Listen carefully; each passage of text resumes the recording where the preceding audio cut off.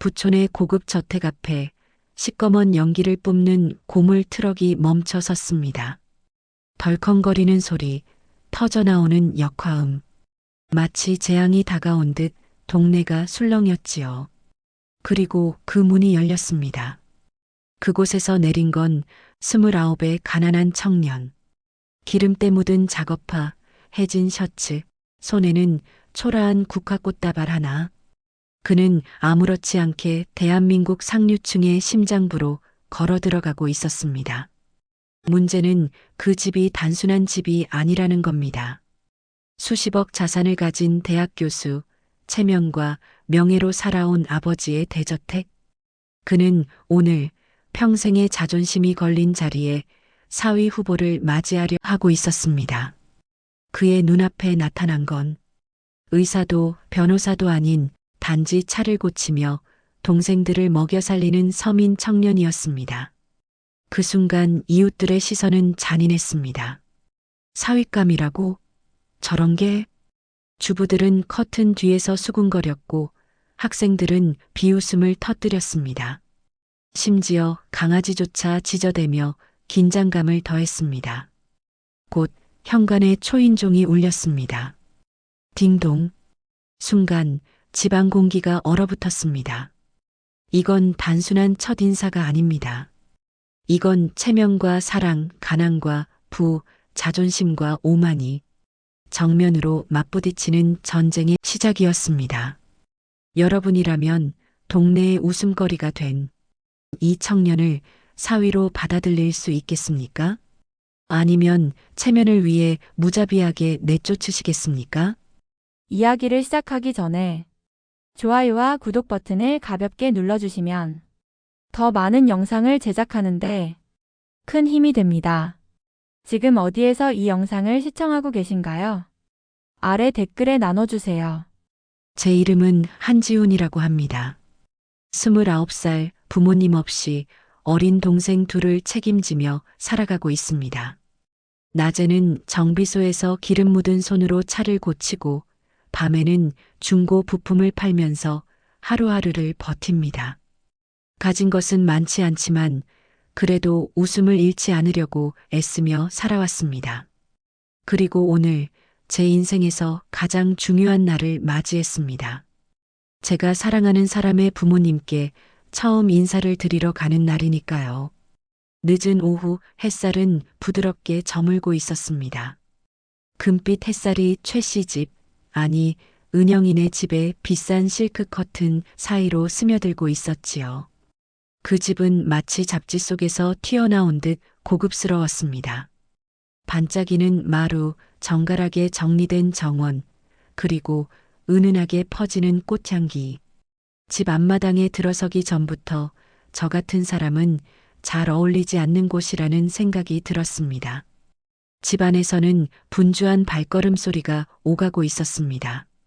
은영의 아버지 최도연 교수는 거울 앞에서 5번째로 넥타이를 고쳐 매고 있었습니다. 짙은 회색 정장에 감청색 실크 넥타이. 그 모습은 흔히 말하는 성공한 한국 아버지의 전형이었지요. 그는 대학 이사회에 나갈 때 입던 정장을 꺼내 입었습니다. 오늘이 그만큼 중요하다고 느끼고 있었던 겁니다. 부인 김정희 씨는 미술관 큐레이터답게 꼼꼼한 눈으로 집안 구석구석을 점검하고 있었습니다. 최고급 그릇들이 반짝였고 테이블 위에는 정성껏 준비한 음식들이 놓여 있었습니다. 불고기, 잡채, 김치, 그리고 향기로운 나물 반찬들까지. 어머니는 모든 것이 완벽해야 한다는 듯 집안을 오가고 있었지요. 최 교수는 창가에 서서 앞마당을 내려다보며 생각에 잠겼습니다. 그는 오래전부터 상상해 왔습니다.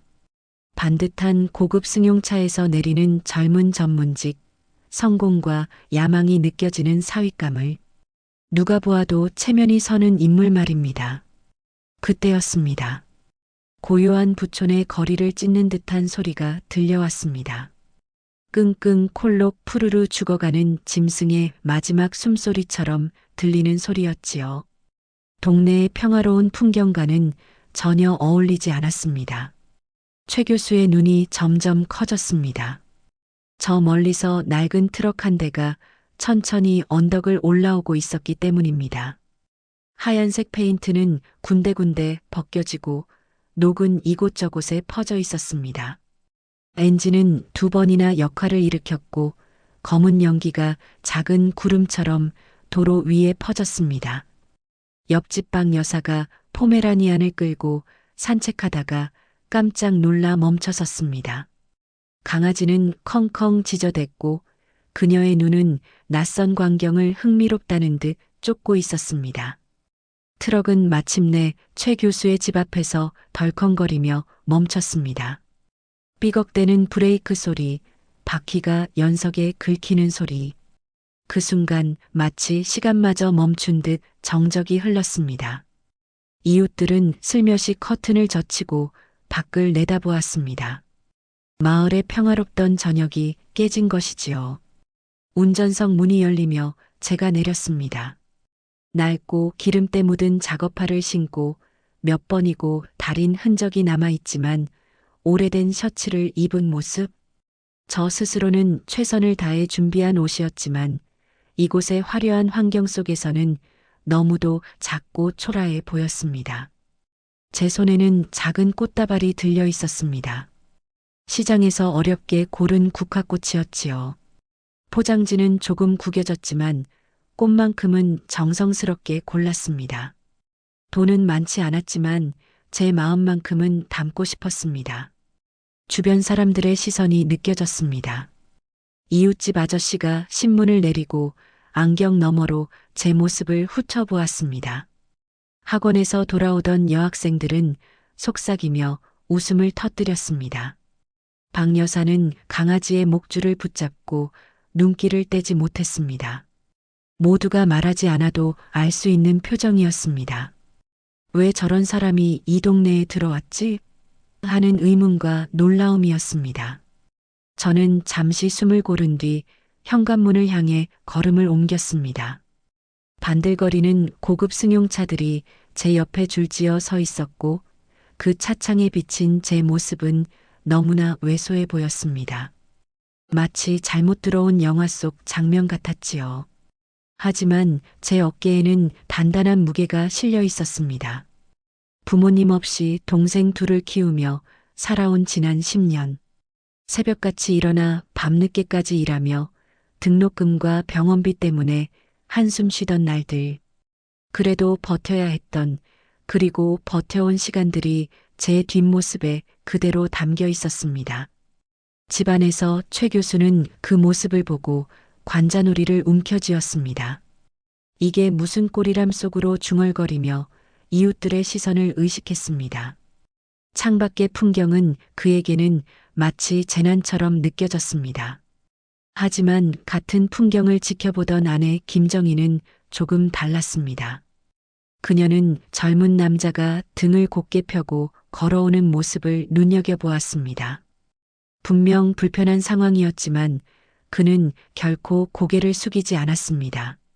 정중하고 조심스러운 걸음으로 현관문을 향해 다가오고 있었지요. 곧 현관의 초인종 소리가 울렸습니다. 딩동 평소보다 길게 울리는 듯 공기 중에 남아 있었습니다. 최 교수는 깊게 숨을 들이쉬고 넥타이를 매만졌습니다. 그리고 무거운 걸음을 떼며 문 쪽으로 다가갔습니다. 손잡이에 손을 얹는 순간 그의 머릿속에는 한 가지 생각이 울려 퍼지고 있었습니다. 내가 기대하던 모습은 아닌데 이 만남이 어디로 흘러갈까?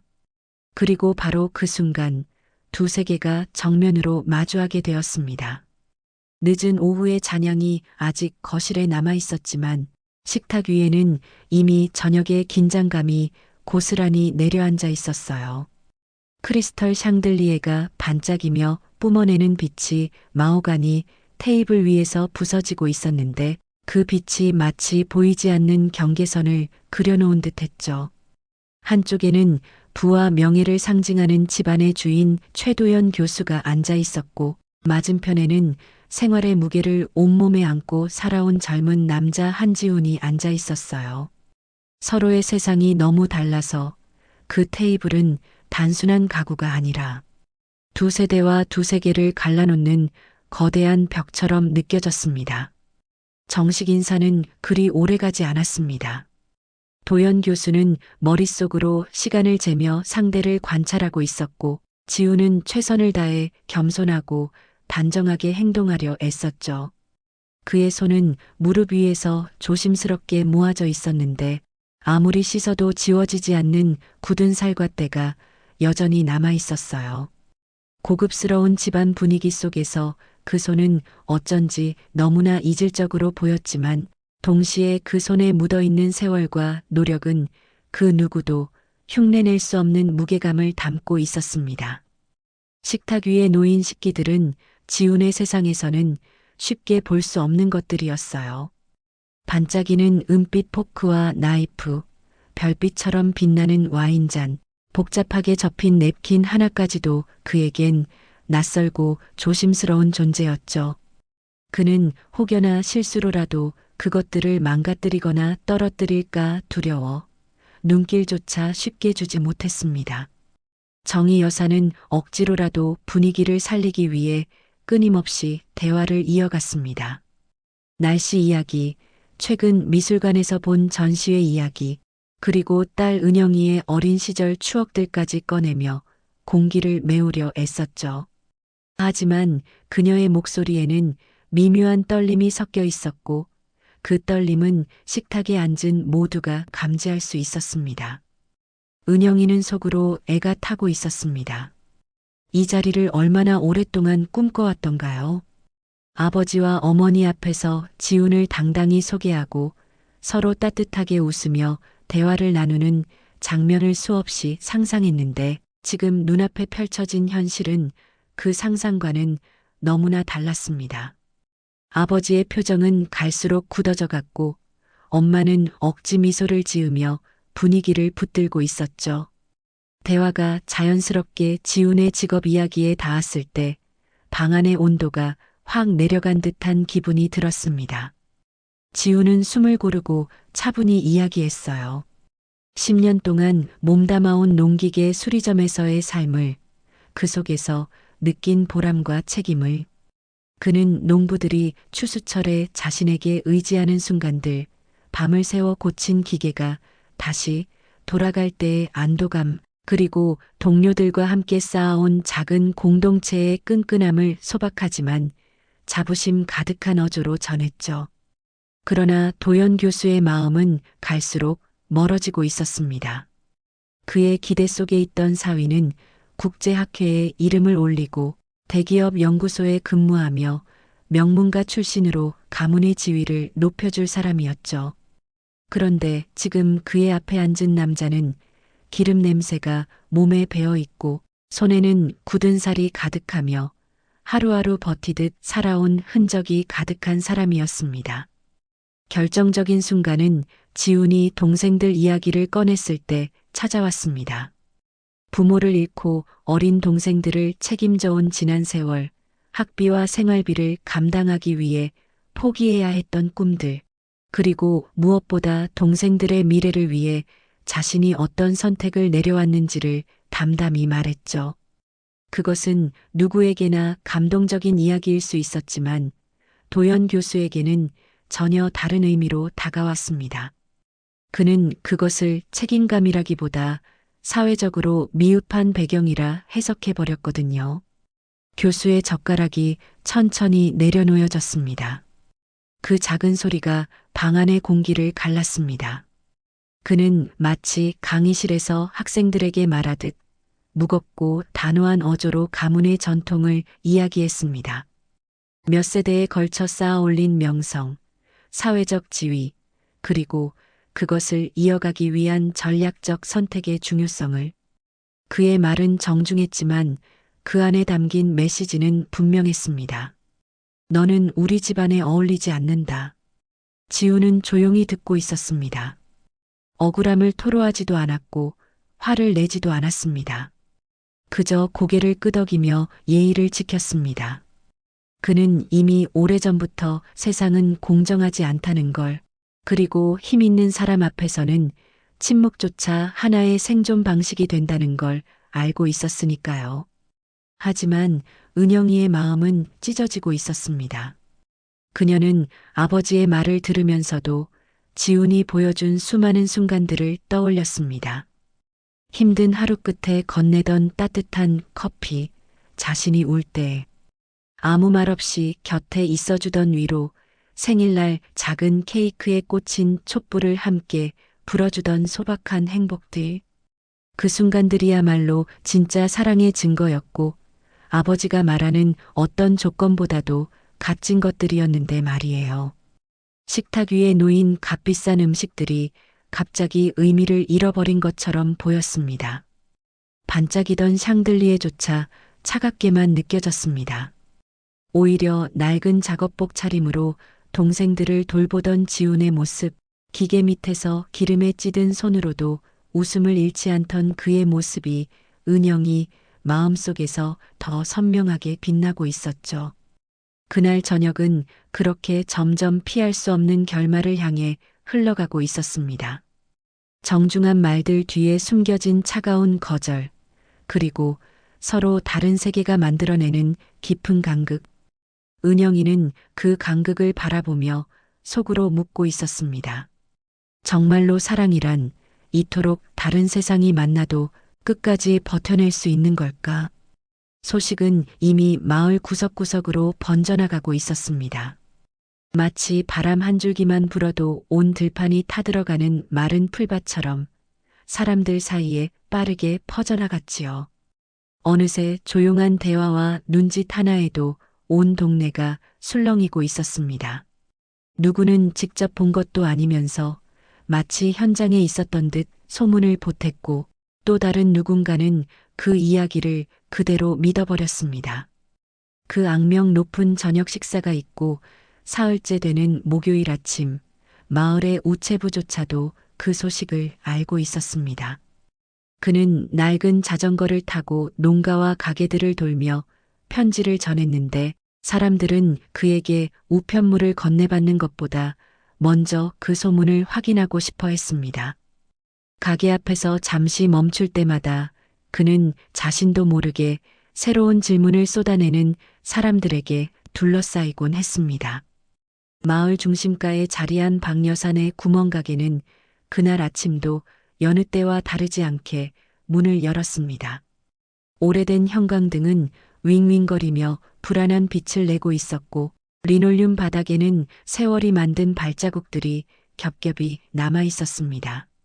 좁은 통로에는 늘 그렇듯 단골 손님들이 삼삼오오 모여 있었지요.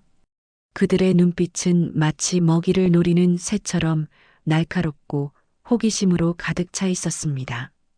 가게 주인 박 여사는 이미 마을에서 전설 같은 인물이었습니다. 40년 넘게 계산대 뒤를 지켜온 그녀의 손은 세월에 닳고 닳아 굳어 있었고 그 손으로 세어낸 잔돈만도 셀 수 없을 만큼 많았습니다.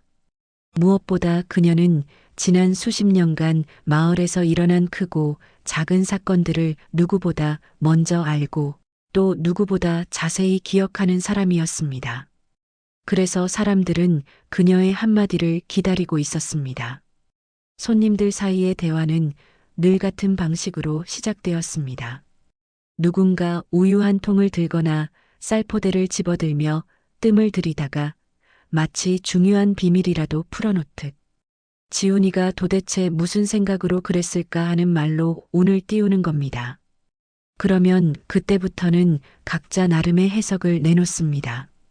배달 트럭을 모는 김 씨는 도시에 사는 친구에게서 들었다며 지훈이가 마음을 둔 그 교수 집은 이 마을 전체를 합친 것보다 비싸다고 말했습니다. 빵집을 운영하는 아줌마는 고개를 끄덕이며 자신은 이미 오래전부터 이런 일이 일어날 줄 알았다며 큰 소리를 쳤습니다. 그녀의 말에 따르면 지훈이는 항상 욕심이 많았고 자신의 분수를 모르고 산다는 것이었습니다. 물론 정작 그녀도 그 분수가 무엇인지 제대로 설명하지는 못했습니다. 결국 분위기를 장악한 건 박 여사였습니다. 그녀는 마치 수술칼처럼 정확하고 예리하게 조용히 그러나 확실히 말했습니다. 사람은 말이야, 자기 자리가 어디인지 알아야 해. 그 애는 부모님이 돌아가신 뒤로 괜히 특별한 척하며 살아왔지. 트랙터 고치는 일이 어찌 대학 강의실에 앉아 있는 것과 같겠어? 아무리 열심히 해도 달라질 건 없는데 말이야. 순간 가게 안에 있던 사람들은 모두 고개를 끄덕였습니다. 마치 그 말이 이미 자신들의 마음속에 있던 의심을 확인해 주는 듯 안도하는 표정이었습니다. 각자 인스턴트 커피, 라면, 담배 몇 갑을 사고는 다시 제자리로 돌아갔습니다. 하지만 그들의 발걸음에는 묘한 만족감이 실려 있었습니다. 자신들은 최소한 자기 자리를 지키며 살고 있다는 위안이었지요. 그러나 모든 이가 그렇게 생각한 것은 아니었습니다. 구석진 테이블에 앉아 있던 박승호 노인만은 달랐습니다. 43년 동안 아이들을 가르치고 이제는 은퇴한 초등학교 교사였던 그는 식어버린 종이컵 커피를 두 손으로 감싸며 가만히 앉아 있었습니다. 노인의 손가락은 관절염으로 굽었지만 그의 눈빛만큼은 여전히 예리했습니다. 72년 세월 동안 그는 많은 아이들이 어른으로 자라는 모습을 지켜봤습니다. 그리고 그 긴 세월 속에서 인품이라는 것이 무엇인지 누구보다 뼈저리게 느껴왔습니다. 그래서 그는 조용히 그러나 단호하게 말했습니다. 인품은 흉내낸다고 되는 게 아니야. 돈으로도 살 수 없고 남에게서 물려받을 수도 없지. 아무도 보지 않을 때 어떻게 행동하느냐. 그것이 진짜 인품이야. 가게 안은 잠시 조용해졌습니다. 사람들은 고개를 숙이거나 애써 시선을 피했습니다. 모두가 알고 있었습니다. 지훈이야말로 누구보다 묵묵히 자신의 책임을 다해온 사람이란 것을요.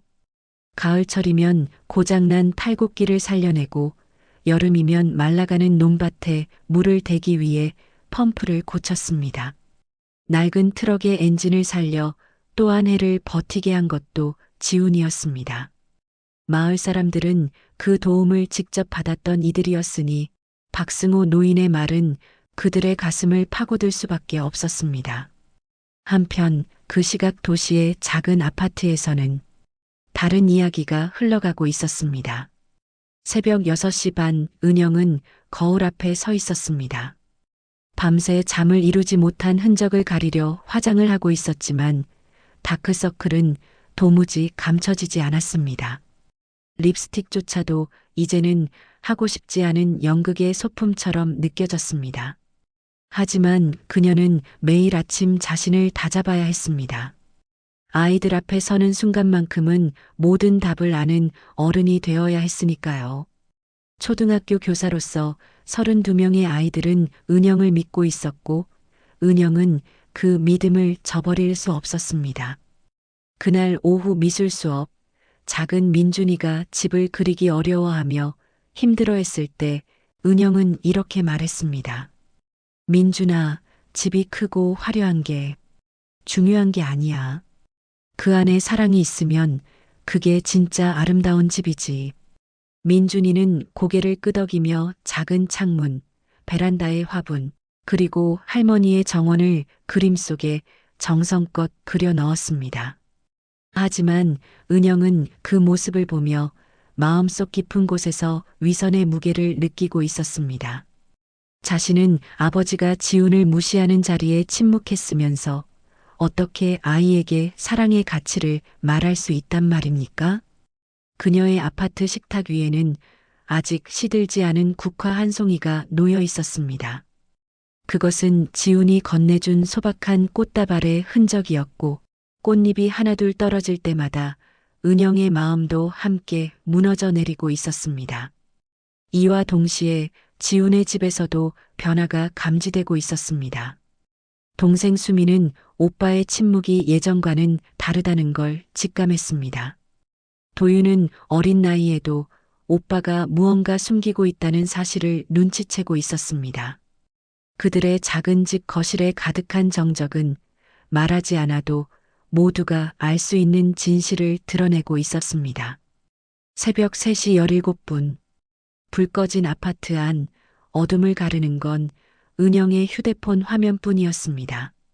파란빛이 얼굴을 비추자 26의 나이보다 훨씬 지쳐 보이는 그림자가 드리워졌습니다. 바깥 세상은 고요했지만 그녀의 마음속은 조금도 잠들지 못했습니다. 아래층 도로를 달리는 차가 간간히 소리를 남겼고 낡은 건물이 내는 삐걱거림이 어둠을 더 깊게 만들 뿐이었지요. 은영에게 잠은 이제 남처럼 멀어진 존재였습니다. 눈을 감으면 바로 떠오르는 건 며칠 전 저녁 식사 자리에서 들었던 아버지의 차가운 말들이었습니다.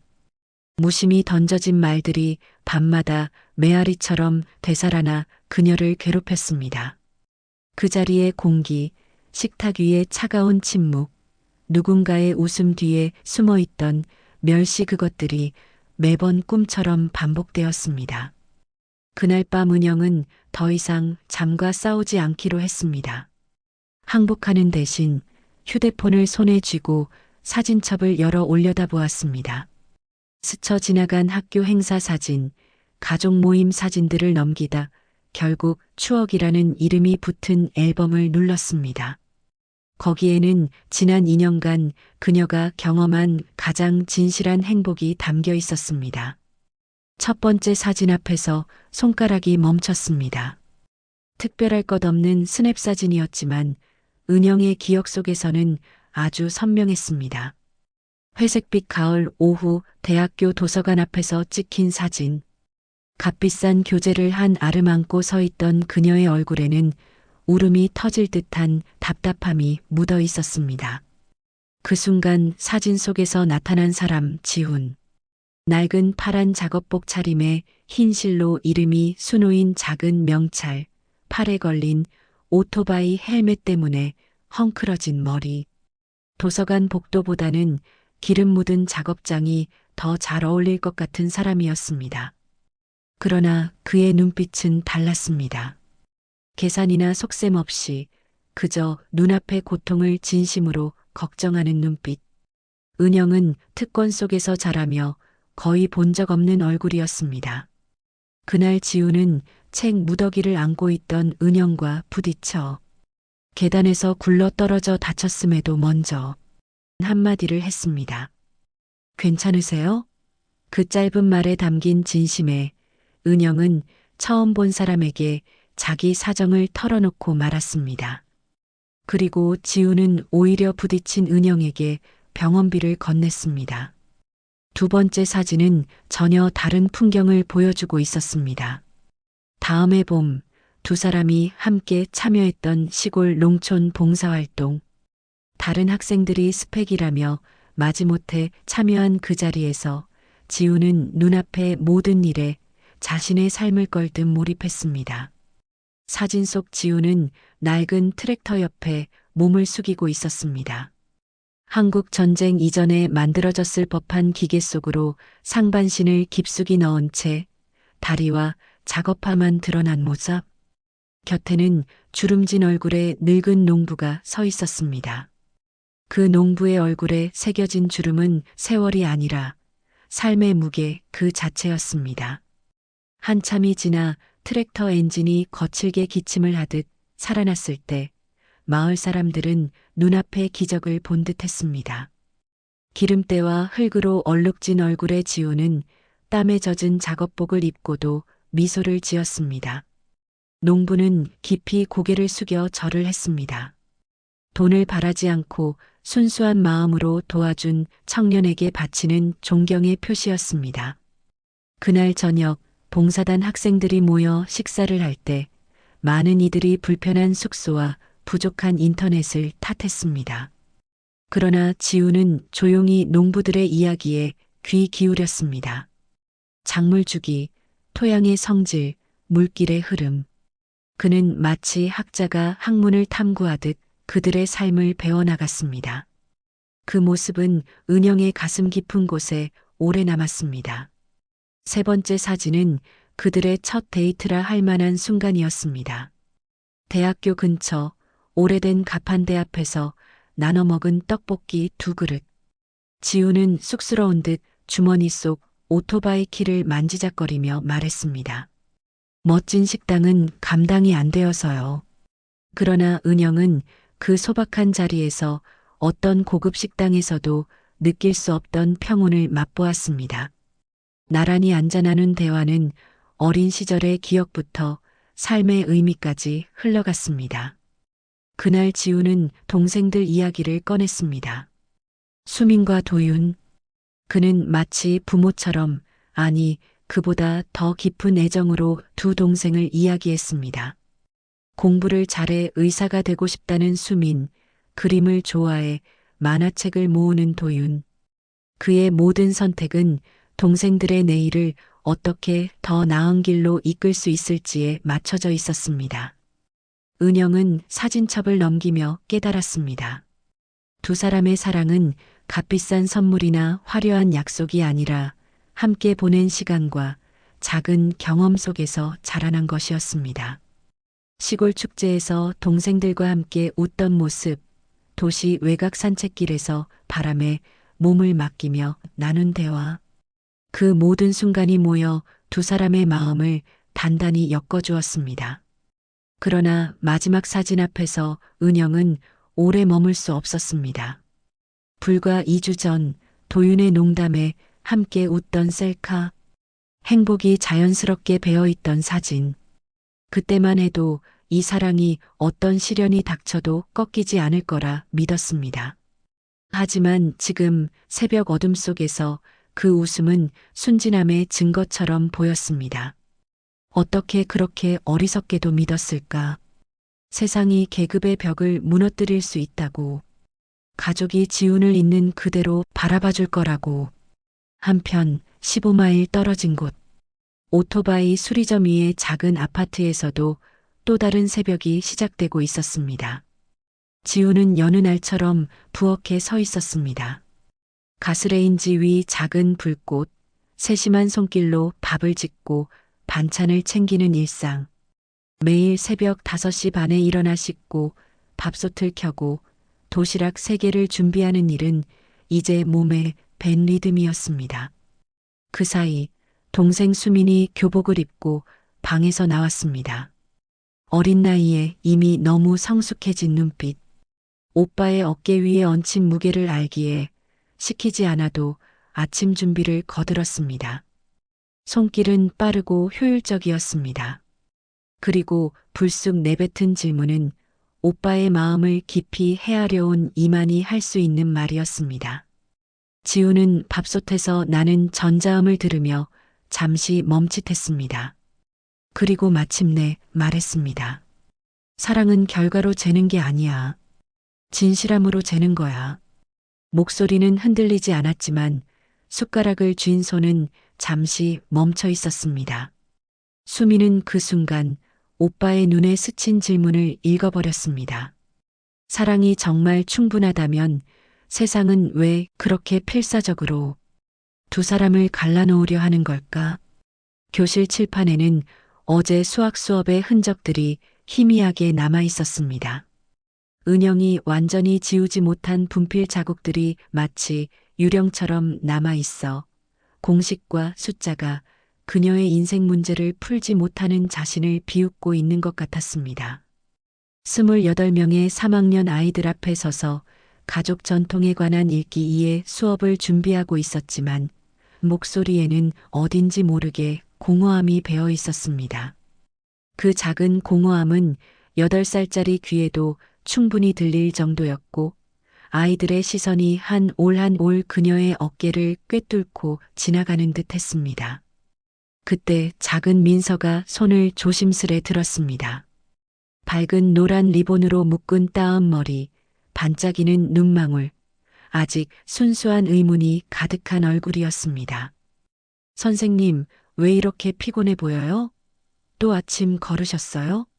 그 질문은 그저 순진했지만 공중에 떠 있는 질문처럼 은영의 마음 깊은 곳을 찔렀습니다. 그 순간 그녀의 직업적 가면이 휴지처럼 투명해지고 있다는 걸 깨달았습니다. 그 저녁 식사 이후 몇 주 동안 은영은 완벽한 통제의 연기를 만들어내고 있었습니다. 매일 아침 15분 일찍 학교에 도착하고 수업 계획을 꼼꼼히 준비하며 잠 못 이루는 밤에도 외모는 흠잡을 데 없이 유지했습니다. 하지만 아이들은 어른들의 가식과 피곤을 눈치채는 능력이 놀라웠습니다. 교실 안에서 은영의 모든 움직임을 조명처럼 따라다니며 시선이 그녀를 놓치지 않았습니다. 점심시간 교무실에서 동료들은 주말 계획과 행정 서류를 두고 수다를 떨고 있었지만 은영은 손도 대지 않은 샌드위치를 멍하니 바라보고 있었습니다. 머릿속에서는 아버지와의 점점 잦아지는 대화들이 재생되고 있었고 마치 적대적인 나라들 간의 외교 협상처럼 느껴졌습니다. 도연 교수의 전략적 언급, 가족과 결혼에 대한 기대, 뛰어난 젊은 전문직들의 사례, 딸에게 적합한 상대를 찾는 논리적 압박까지 모든 게 수술용 칼처럼 정확하고 차가운 무게로 다가왔습니다. 최신 후보는 이민호 박사였습니다. 서울대 의대 출신, 미국에서 펠로우십 수료, 시내에서 가장 존경받는 병원 중 한 곳에 명망 있는 자리, 3대에 걸친 전문직 가문의 네트워크까지 부모가 설계한 이상적인 경로였습니다. 도연 교수는 지난주 이민호 박사의 업적을 은영과의 저녁 대화 속에 3번이나 자연스럽게 끼워 넣었습니다. 각각의 언급이 은영의 마음을 무겁게 했지만 동시에 그녀의 내면 깊은 곳에서는 질문이 시작되었습니다. 그 평화로워야 할 일요일 저녁 식사 자리에서 은영은 밥그릇 속 밥을 이리저리 돌리며 아버지의 말을 듣고 있었습니다. 안정과 사회적 지위, 삶의 현실적 고려사항에 대한 강조가 이어질 때 은영의 마음속에서는 묵직한 철자처럼 늘어진 끈이 끊어졌습니다. 그녀가 속삭이듯 내뱉은 도전은 아버지의 젓가락을 공중에서 멈추게 하고 어머니가 찻잔을 조심스레 내려놓게 만들 만큼 강력했습니다. 도연 교수의 차분하지만 단호한 한마디는 판결처럼 정확하게 은영의 마음을 향했습니다. 그러나 은영은 다른 계산을 하고 있었습니다. 28살의 남자가 정비소에서 받는 월급으로 학용품과 영양가 있는 식사, 동생들을 위한 작은 생일 잔치를 준비할 수 있는 계산, 그 단순하지만 절박한 선택에 마음이 쏠렸던 것입니다.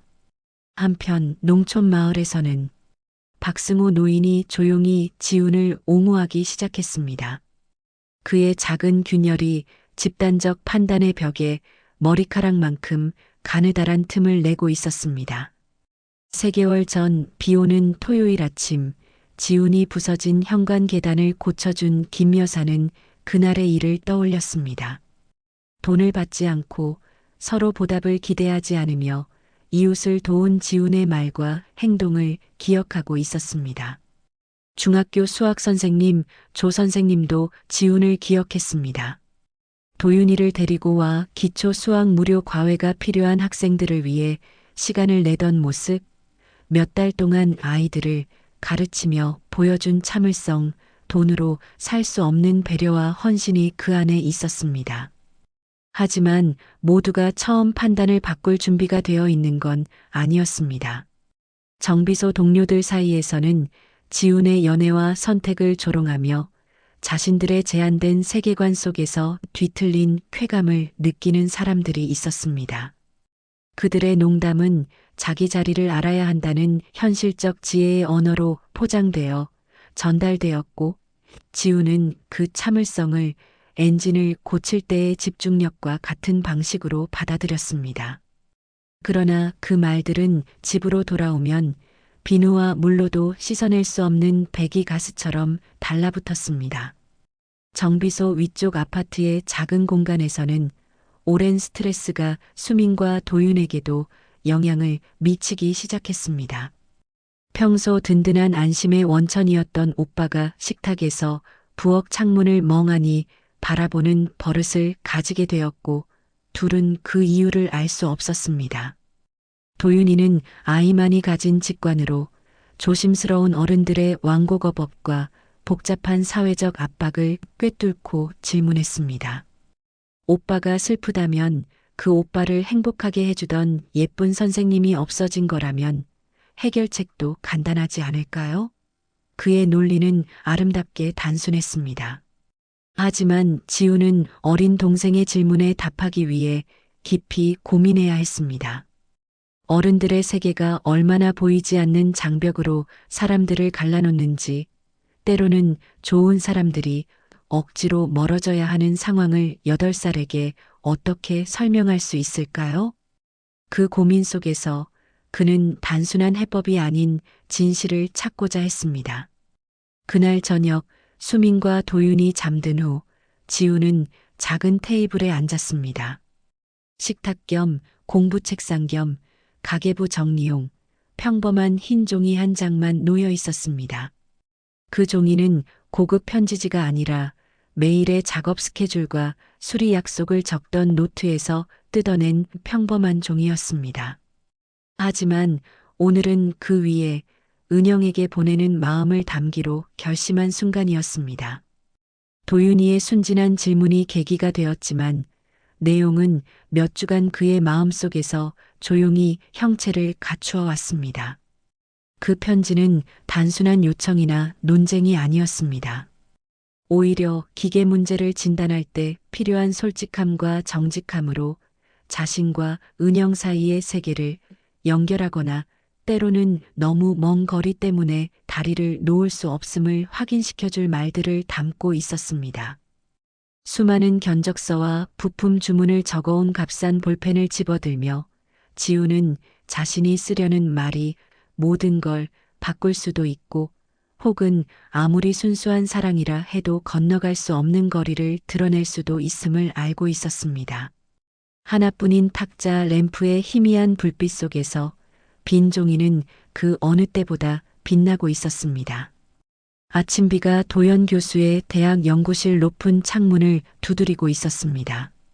그가 법학 연구에 접근하는 차분하고 끈질긴 태도와 닮은 리듬으로 빗방울이 창유리를 두드리며 조용히 공간을 채우고 있었죠. 평소에는 법정 증거물처럼 정리된 마호가니 책상 위에는 채점하지 않은 시험지들과 반쯤 비어있는 커피잔이 어수선하게 놓여 있었습니다. 3주 전 그 어색한 저녁 식사 이후 밤잠을 설치고 있다는 작은 흔적들이었죠. 평소라면 관심을 독차지했을 권위 있는 법학 저널들은 열어보지도 않은 채 책상 구석에 쌓여 있었습니다. 학술적 논쟁들이 갑자기 사소하게 느껴졌습니다. 그의 마음속 깊은 곳에서 질문들이 그동안 확신했던 지식과 논리의 벽을 하나씩 허물고 있었던 겁니다. 그때 비서가 평소처럼 오전 우편물을 가져왔습니다. 그 속에서 정성스럽게 한글로 적힌 평범한 흰 봉투가 도연 교수의 이름 위에 놓여 있었습니다. 공식적인 대학 서류들 사이에서 그 봉투는 마치 격식 차린 정원 속에서 피어난 작은 들꽃처럼 돋보였습니다. 손글씨는 단정하면서도 겸손했습니다. 한 획 한 획에서 글쓴이의 모든 단어에 담긴 무게와 진심이 느껴졌습니다.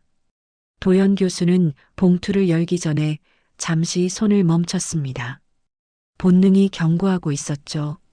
안에 든 내용이 자신에게 예상치 못한 답을 요구할 거라는 것을 알고 있었습니다. 그러나 호기심이 그 조심성을 넘어섰습니다. 편지를 펼치자 그 안에는 자신의 학문적 가식을 수술용 칼처럼 관통하는 글이 적혀 있었습니다. 편지는 정중한 존댓말로 시작되었지만 그 속에는 한치의 자기연민도 비난도 없는 완전한 정직함이 담겨 있었습니다. 지훈이 그려내는 사랑의 모습은 사회적 출세나 물질적 이익과 무관했습니다. 그저 햇빛처럼 자유롭게 주어지는 다른 사람의 삶을 더 밝게 만들어줄 기회만을 바라는 사랑이었죠. 도연 교수는 읽으면서 자동으로 문법과 구조를 분석했지만 편지 속에는 연애에서 흔히 보이는 절망이나 애원 대신 훨씬 더 당황스러운 자기 한계를 정확히 이해하고 인정하는 냉철한 이성적 판단이 담겨 있었습니다. 가장 큰 충격은 편지 끝부분, 지훈이 자신의 한계를 인정하고 사랑이란 때로는 물러서는 것임을 고백한 부분이었습니다. 사회적 차이를 극복하거나 사랑이 모든 현실적 장애를 넘어설 수 있다는 주장도 없었습니다. 오히려 진정한 사랑이란 사랑하는 사람이 다른 곳에서 행복을 찾을 수 있도록 스스로 물러설 줄 아는 용기라는 사실을 담담하게 전하고 있었죠.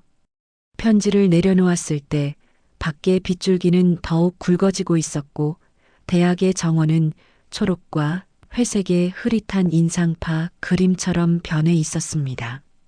도연 교수는 1시간 가까이 조용히 앉아 자신의 학문적 사고와 인생 경험을 이 편지 속 진실과 조화시키려 애쓰고 있었습니다. 그날 저녁 자신도 이유를 알 수 없는 충동에 이끌려 한 번도 가본 적 없는 동네들을 지나갔습니다. 휴대폰 내비게이션이 안내하는 길을 따라 평생을 대표하는 주소를 향해 운전하고 있었죠. 시골 농촌 마을이 전조등 불빛 속에서 과거의 장면처럼 나타났습니다. 작은 정원이 있는 소박한 집들, 날씨에도 아랑곳하지 않고 뛰노는 아이들, 모두가 서로의 사정을 알고 있는 끈끈한 공동체였습니다. 농기계 수리점은 주거지역 가장자리에 있는 오래된 창고를 차지하고 있었고, 금속 외벽은 낡았지만 깔끔히 관리되어 있었으며 먼지와 기름때로 얼룩진 창문 너머로 형광등 불빛이 새어나오고 있었습니다. 도연 교수는 수십 년간 주인에게 충실히 봉사해온 듯한 픽업트럭 2대 사이에 자신의 고급 승용차를 주차하고 열린 차고 문을 통해 이전에는 이해하려고도 하지 않았던 세계로 들어섰습니다.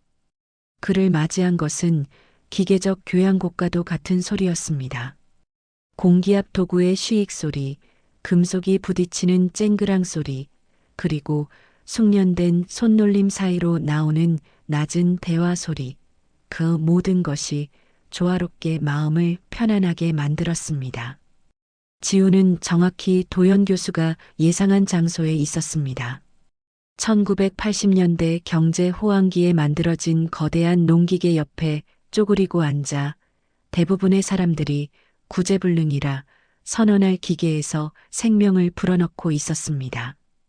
그의 작업복에는 긴 하루 노동의 흔적이 남아 있었지만 움직임은 단순한 기술을 넘어 직관과 경험을 담은 숙련된 손길이었습니다.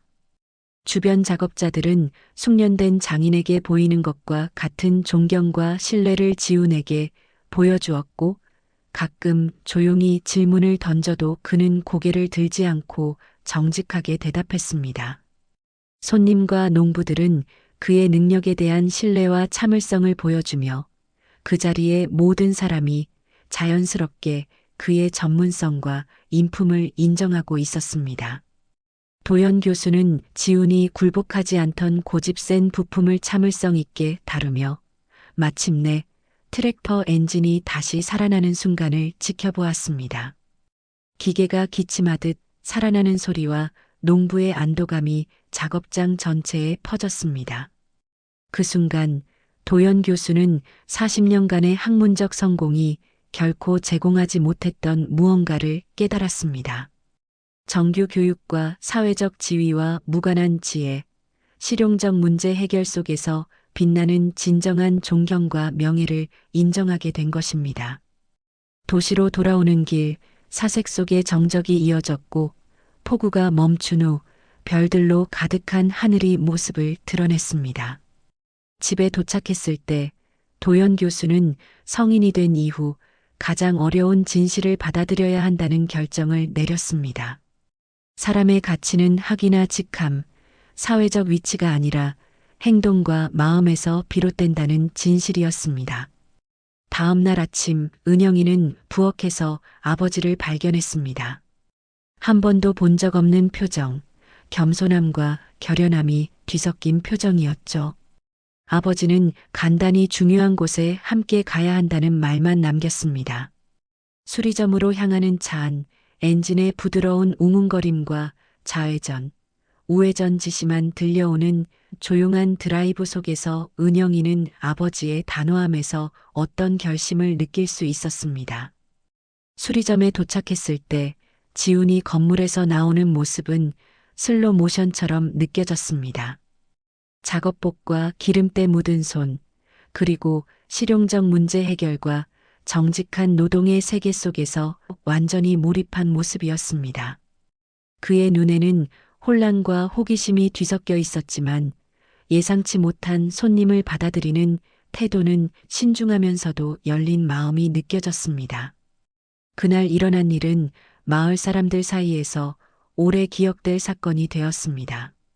대학 교수가 최고급 정장을 입고 농촌 공동체의 현실과 삶의 지혜를 존중하며 젊은 정비공에게 깊이 절을 하는 장면은 모두에게 놀라움과 감동을 주었습니다. 그의 잘못된 예상과 달리 이 행동은 비난이 아니라 겸손과 존경의 표시였고, 이를 지켜본 모든 이에게 삶의 가치와 사랑의 진정한 의미를 새롭게 보여주었습니다. 결혼식은 웅장한 대성당이 아니라 지훈이 자란 마을회관에서 열렸습니다. 하객 명단에는 대학 교수와 큐레이터, 농부와 정비공들이 함께 자리했으며 서로 다른 세계를 존중하면서도 두 사람의 사랑을 축하하는 화합의 장이 만들어졌습니다. 박승호 노인의 건배사는 3대에 걸친 시골 아이들을 올바른 길로 이끌었던 지혜로운 목소리로 전달되었고, 관습과 사회적 기대를 뛰어넘은 사랑, 인품의 승리, 그리고 사람의 마음이 가장 중요한 가치임을 증명하는 순간이었습니다. 작은 댄스 플로어 위에서 신혼부부가 함께 움직이는 모습을 바라보며 하객들은 인간의 마음이 만들어내는 진정한 연결과 용기, 그리고 사랑이 갖는 힘을 온전히 느낄 수 있었습니다. 장식이나 권위가 아닌 서로에게서 세상을 더 희망적인 곳으로 만드는 사랑, 서로 다른 배경을 넘어 마음의 내용으로 선택하는 사랑이 얼마나 위대한지를 그날 모든 사람이 목격했습니다. 그날 이후로 마을 사람들의 기억 속에는 어떤 조건과 사회적 배경에도 흔들리지 않고 진정한 가치를 드러낸 두 사람의 사랑과 진실과 겸손이 만들어내는 감동이 오래도록 남게 되었습니다. 오늘의 이야기 어떠셨나요? 역시 진정한 가치는 겉모습이 아닌 내면에 있다는 걸 지훈을 통해 최 교수는 알게 되었네요. 이야기가 재밌으셨다면 좋아요와 구독을 살짝 눌러주시면 다음 영상을 제작하는데 더 큰 힘이 됩니다. 늘 건강하세요. 감사합니다.